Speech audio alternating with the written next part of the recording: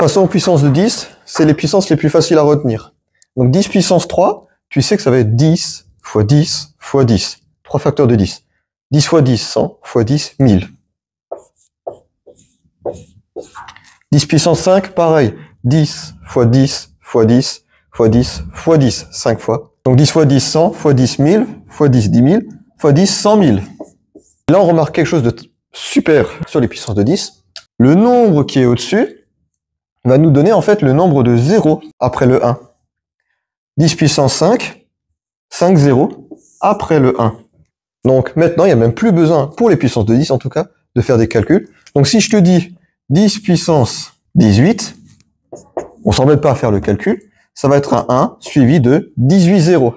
Petite chose à savoir, il vaut mieux commencer par les zéros de derrière. On les regroupe par groupe de 3. Donc on va écrire ça comme ça. Premier groupe de 3, deuxième groupe de 3, et ainsi de suite. Jusqu'à arriver à 18 zéros.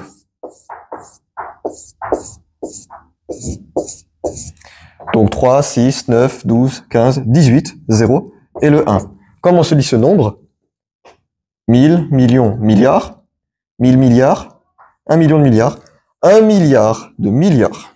Les puissances de 10, c'est facile. Un 1 suivi du nombre de 0. Donc là, 18, c'est pour la puissance au-dessus, 18 zéros derrière. Maintenant, jouons avec les puissances de 10 négatives. En fait, quand les puissances deviennent négatives, cela revient à diviser. Donc là, par exemple, on partait de 10 puissance 0 qui donne 1. Donc 10 puissance moins 1, c'est le 1 qu'on divise par 10. 10 puissance moins 2, on redivise encore par 10. En fait, les puissances négatives, en haut, s'écrivent comme 1 sur la même puissance, mais positive. Donc c'est comme si on avait 1 sur 1000, et 1 divisé par 1000, ça s'écrit 1 millième. Donc 0,10e, centième, millième. Et donc, si tu as bien compris, ici, il y a une méthode toute simple qui nous permet d'éviter ce calcul-là. Donc, 3 zéros, pas après le 1, mais avant le 1, puisque c'est négatif, et la virgule après le premier zéro. Mais on fait pareil ici, on va appliquer la méthode. On a 10 puissance moins 5, donc ça va être un nombre très petit. Bon, en fait, on a l'information ici. Comme c'est moins 5, on va avoir les zéros avant, et on va en avoir combien? 5.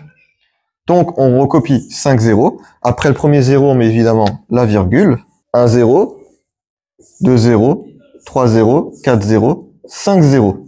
Et comme il y avait un moins, donc du coup, ces zéros seront avant le 1. Et on met le 1 juste après ces zéros-là. Donc évidemment, ça ne marche que pour les puissances de 10. Hein. Tu l'as bien vu avant les autres puissances 2, 3, tout ça. On n'arrivait pas à mettre des zéros ou quoi que ce soit derrière. Donc là, ça marche très bien avec les puissances de 10 parce que quand on multiplie ou divise par 10, ça revient juste à décaler la virgule d'un rang. Donc, puissance positive, les zéros seront après le 1. Puissance négative, les zéros seront avant le 1. La puissance au-dessus indique le nombre de zéros. Si c'est négatif, c'est avant. Si c'est positif, c'est après. Rien de plus simple.